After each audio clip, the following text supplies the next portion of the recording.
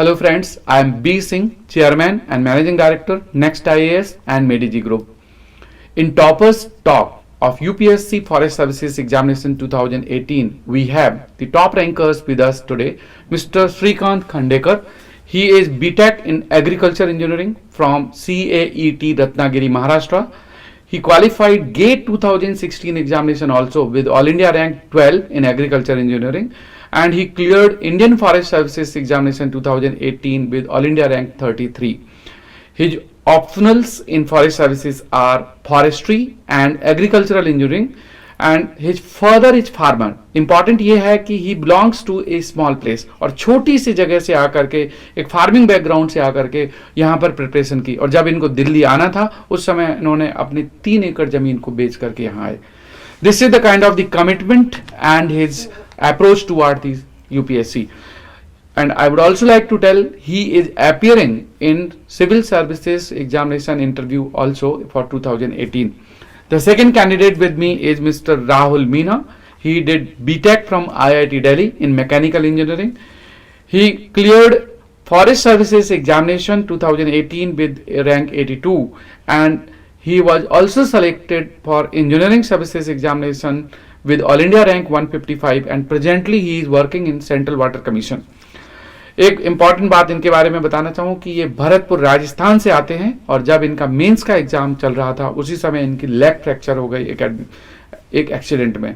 तो ऐसे टफ स्थिति में इन्होंने अपनी प्रिपरेशन को कंटिन्यू किया और जॉब के साथ, सेंट्रल वाटर कमीशन में ये वर्किंग है, जॉब के साथ अपनी प्रिपरेशन की. तो आज हम डिस्कस करेंगे कि कैसे इन्होंने अपनी प्रिपरेशन को इस लेवल तक लेकर के आए, दूसरे स्टूडेंट से ये कैसे डिफरेंट हुए, और आने वाले स्टूडेंट्स हैं जो अभी बीटेक कर रहे हैं या बीटेक के बाद प्रिपरेशन करना चाहते हैं या दूसरे ग्रेजुएट्स हैं, उनके लिए क्या इनकी प्रिपरेशन से आपको हेल्प मिल सकती है. श्रीकांत, सबसे पहले आपसे बात करते हैं कि you told you come from A farming background, तो आपको कब मोटिवेशन मिला यूपीएससी की प्रिपरेशन के लिए, क्योंकि आप तो फार्मिंग बैकग्राउंड से हैं, छोटे से गांव से हैं, फादर फार्मर हैं और जमीन तक आपको बेचनी पड़ी. सर जब मैं 12th में था तब मैंने एक बुक पढ़ी थी राजमुद्रा. तो उसमें जो वेरियस सिविल सर्वेंट्स के जो अकाउंट दिए थे उसमें भी कई सारे जो सिविल सर्वेंट्स ऐसे थे वो इकोनॉमिकली बैकवर्ड कंडीशन से आए थे और उनको सोशल रिस्पेक्ट बहुत मिल रहा था, और जो वो लोगों के लाइफ में चेंज ला रहे थे, तो उनसे मैं बहुत इंस्पायर हो गया. और उसी साल मेरा एक सीनियर आईएएस ऑफिसर बन गया, तो वो मोटिवेशन और बढ़ गई मेरी. तो मैंने 12th में डिसाइड किया कि मैं सिविल सर्विसेज में जाएंगे. During the preparation of your civil services, because civil services is your prime motive, yes sir, and you qualified for the forest services now, and yes, you are appearing in interview for civil services as well. In what sense the forest services and civil services are different? Sir, I'm talking in terms of exam. Yes sir. Prelims of both civil services and forest services is same. Common. Yeah, but the mains are very different. There can be similarity in just in a general studies paper. But that forest optional and essay subject is totally different from civil services. Rahul, आपको क्या different लगा? मतलब objective cut off of the forest services is 15 to 20 marks, usually more than the cut off of civil service, लेकिन mains में आपको क्या different लगा? Sir mains में एक तो अप्रोच ही एग्जाम की काफी डिफरेंट है. मेन डिफरेंस की सर ये फॉरेस्ट बीइंग टेक्निकल सर्विस, इसमें आपसे टेक्निकल सब्जेक्ट में थोड़ी एक्सपर्टाइज वो की जाती है, और 2 ऑप्शनल के लिए डिमांड है पूरे एग्जाम में, तो आपका बहुत बढ़ जाता है दायरा. तो दायरा काफी बढ़ जाता है. और आपने तो मैकेनिकल और फॉरेस्ट्री लिया. Yes sir. तो मैकेनिकल इंजीनियरिंग आपको टफ लगा क्या? कई लोग स्टूडेंट सोचते हैं कि जो इंजीनियरिंग ऑप्शनल्स हैं दे आर वेरी वाइड और ये डिफिकल्ट पढ़ते हैं, तो ऐसा आपको फील हुआ क्या? नहीं सर, सिलेबस काफी ज्यादा है, लेकिन थोड़ा यदि थोड़ा स्टडी किया जाए तो मैनेजेबल है.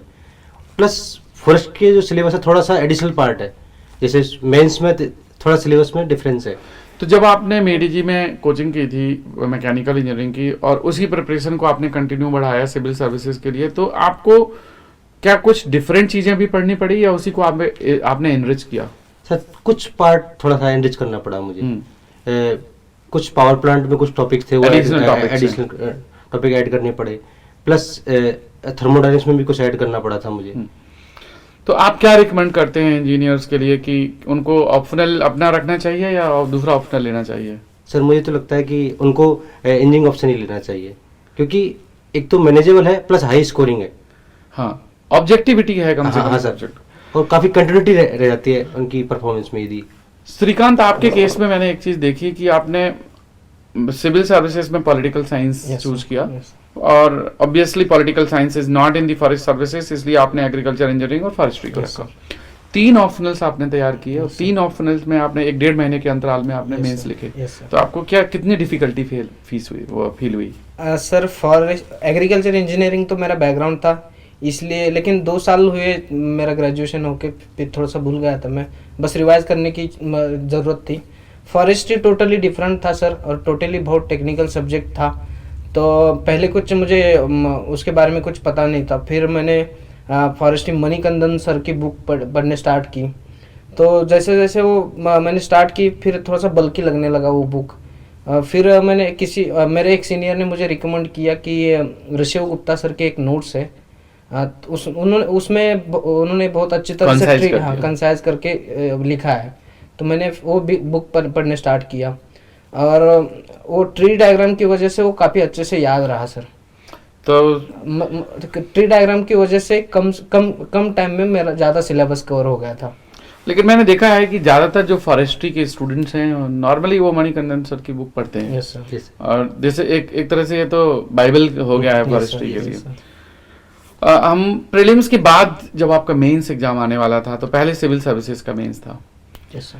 तो आपकी जो उस समय प्रिपरेशन रही, यस सर। तो उस समय आपके ने किस चीज पे फोकस किया? मतलब for a fresher student optional कब तैयार करना चाहिए, प्रीलिम्स के पहले या प्रीलिम्स के बाद? सर मेरा मानना है कि मेरा एक पहली स्ट्रैटेजी थी कि ऑप्शनल की प्रीलिम के पहले ऑप्शनल 3 बार रीडिंग होनी चाहिए। मुझे एक मेरे सीनियर ने बताया था कि अगर 3 बार रीडिंग हो जाती है तो अच्छा कमांड आ जाता है। मैंने फिर उसके लिए 3 बार मैंने प्रीलिम की प्रिपरेशन फरवरी 2018 में स्टार्ट की थी, तो उसके पहले मैंने पूरा ऑप्शनल किया था सर, कंप्लीट कर लिया था। 3 बार रीडिंग हो चुकी थी मेरी, तो उसकी वजह से प्रीलिम के बाद मुझे बस रिवाइज करना था। आपने अपने ऑप्शनल की प्रिपरेशन कब की राहुल? सर मैकेनिकल तो मेरा दोनों में कॉमन था, तो काफ़ी प्रिपेयर्ड था मेरा, लेकिन फॉरेस्ट्री मतलब मैं तो एडवाइस करूंगा कि पहले ही प्रिपेयर कर लेना चाहिए, क्योंकि बाद में काफी कम टाइम होता है। तो आप एज नहीं ले पाते हो यदि आपको एज लेना है, क्योंकि तो हाईली कम्पिटेटिव है। और इस बार तो लकली 1.5 महीने का गैप मिल गया, यूजुअली इतना गैप होता नहीं है। 15 दिन का गैप होता है जनरली, तो फिर और इतने दिन में एटलीस्ट जो 6 टॉपिक है मेनली वो कवर नहीं हो पाते अच्छे ढंग से। प्लस आपको थोड़ा सप्लीमेंट भी करना होता है मणिकंदन को इंटरनेट के थ्रू, जैसे कुछ नेपाली फॉरेस्ट्री के कुछ नोट्स हैं वो भी आपको ऐड करने पड़ते हैं मेंसुरेशन टॉपिक के लिए, तो वो आपको थोड़ा सप्लीमेंट करने के लिए आई थिंक पहले कर लीजिए बेसिक चीज़ों को। और प्रिपरेशन के दौरान प्रैक्टिस करने के लिए क्या सोर्स हो सकते हैं? क्योंकि आंसर राइटिंग अगर इम्प्रूव करना है, प्रैक्टिस करना है, सवाल सॉल्व करना है पुराने सालों के भी, क्योंकि ऑप्शनल सब्जेक्ट में तो प्रीवियस ईयर के बहुत सारे रिपीटिशन आते हैं, कई बार होने के चांस रहते हैं।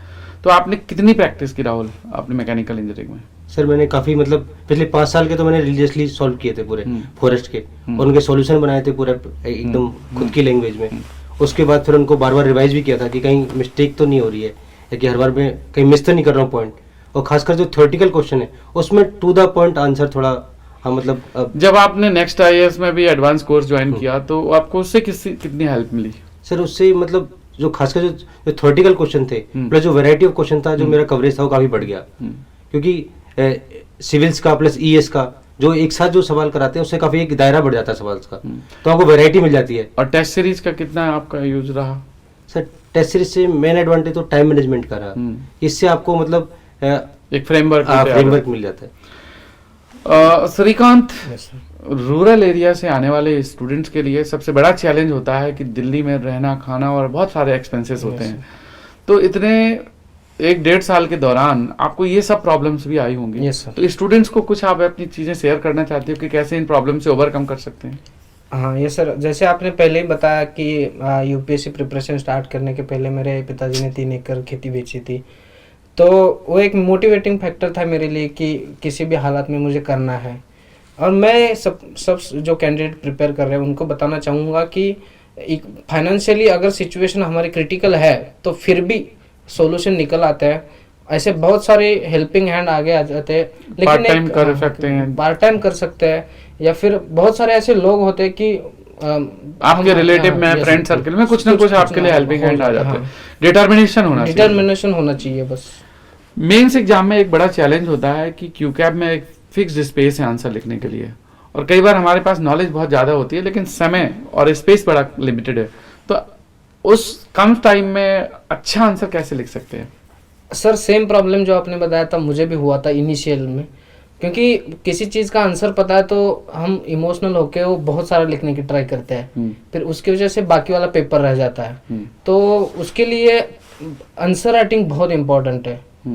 पिछले साल के जो क्वेश्चन पेपर है या फिर किसी इंस्टीट्यूट की टेस्ट सीरीज ज्वाइन करने के बाद आंसर राइटिंग करने एक ही उस पे सॉल्यूशन है। तो प्रैक्टिस करेंगे तो प्रैक्टिस ही सॉल्यूशन Yes, है। राहुल, अगर हम बात करें इसी चीज को कि पढ़ाई करते करते कई बार ना सैचुरेशन आता है, स्ट्रेस डेवलप होता है, और जब ये एग्जाम बड़ा लेबोरियस एग्जाम है क्योंकि प्रीलिम्स फिर मेंस फिर इंटरव्यू 3 स्टेजेस, ऑलमोस्ट 1 साल तो एग्जामिनेशन का साइकिल है, और एक भी स्टेज में फेल हुए तो एक साइकिल और रिपीट करिए, तो कई बार इस तरह की प्रॉब्लम आती है। तो जो रूटीन आपका मैनेज करते थे पढ़ाई करने का, उसमें क्या मोटिवेटिंग फैक्टर होता था?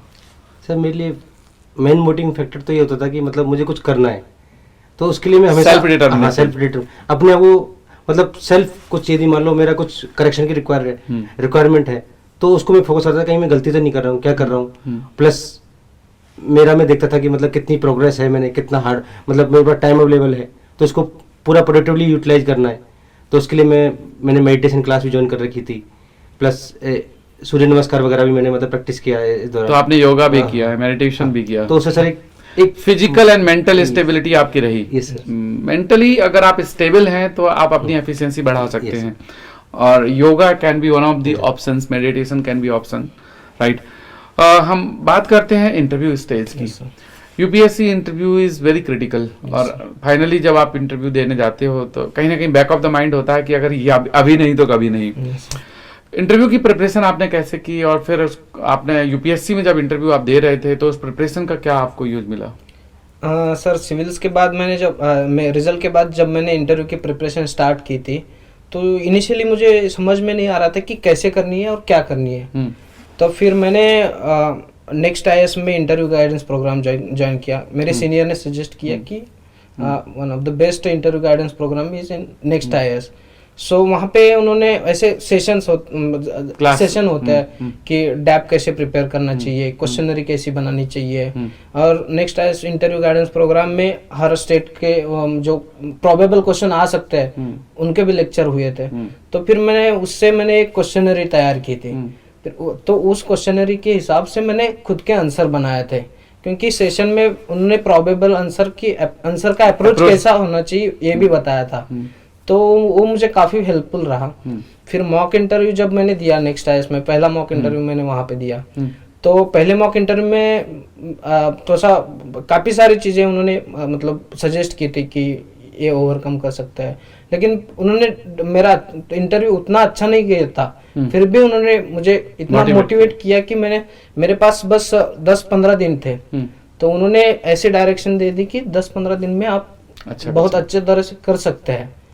तो 10-15 दिन में जो सजेशन दिए थे उन्होंने, मैंने वो अप्लाई। यूपीएससी में आपको क्या क्या क्वेश्चंस पूछे गए, क्या कोई सिमिलैरिटी थी इंटरव्यू प्रिपरेशन में और आपको यूपीएससी में? सर बेसिकली क्वेश्चन डिफरेंट थे टोटली, लेकिन उन्होंने जो अप्रोच बताया था सजेशन में, फीडबैक में, वो अप्रोच मुझे बहुत मतलब कामयाब है या काम। राहुल, आपका तो एसोसिएशन मेडीजी और नेक्स्ट आईएएस से बड़ा लंबा रहा है। आप पहले मैकेनिकल इंजीनियरिंग में आपने क्लासेस की, फिर आपने टेस्ट सीरीज लिखी, एडवांस कोर्स ज्वाइन किया, और फिर आपने इंटरव्यू। तो आपका ओवरऑल एक्सपीरियंस इंटरव्यू में मैकेनिकल से रिलेटेड कोई सवाल पूछे गए थे क्या आपसे? सर मेरा ये 4th इंटरव्यू था फॉरेस्ट में, तो सर पहले पूछे गए थे।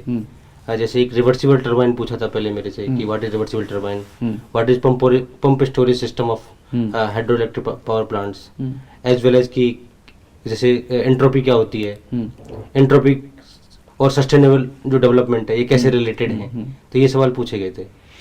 डेफ डिस्कशन से आपका कुछ कोई आपको उसमें हेल्प मिली हो? सर जो डेफ डिस्कशन से आपको एक क्वेश्चन सेट मिल जाता है आपके डेफ के ऊपर कि सामने वाला आपके डेफ को किस तरह से देख रहा है, एनालाइज कर रहा है। तो इससे आपको एक प्रोबेबल अप्रोच मिल जाती है। राइट। वैसे तो देखिए यूपीएससी इज वेरी डाइवर्स और इंटरव्यू भी काफी अनप्रिडिक्टेबल होता है, लेकिन अगर आपने प्रिपरेशन अपनी हर डायमेंशन से कर रखी है तो आपको कॉन्फिडेंस लेवल बूस्ट हो जाता है, and that is the main motive of the interview preparation. तो दोस्तों ये था डिस्कशन जो यूपीएससी फॉरेस्ट सर्विसेज एग्जामिनेशन 2018 के टॉप रैंकर्स हैं श्रीकांत खांडेकर एंड मिस्टर राहुल मीना। इनका जो डिस्कशन था ये इन्होंने अपनी प्रिपरेशन कैसे की, हो सकता है आपको ये यूजफुल हो, और हम लोग ऐसा सोचते हैं कि this discussion will be useful to you for the making strategy for your preparation if you are planning for the civil services and the forest services examination. I would also like to tell you Next IAS is an initiative of the MADG group which provides an exclusive guidance for the civil services examination and the support for the forest services examination. If you are looking for any kind of the support from us, we are eager and interested to guide you, help you in any respect whatsoever for the civil services and UPSC preparation. Thank you.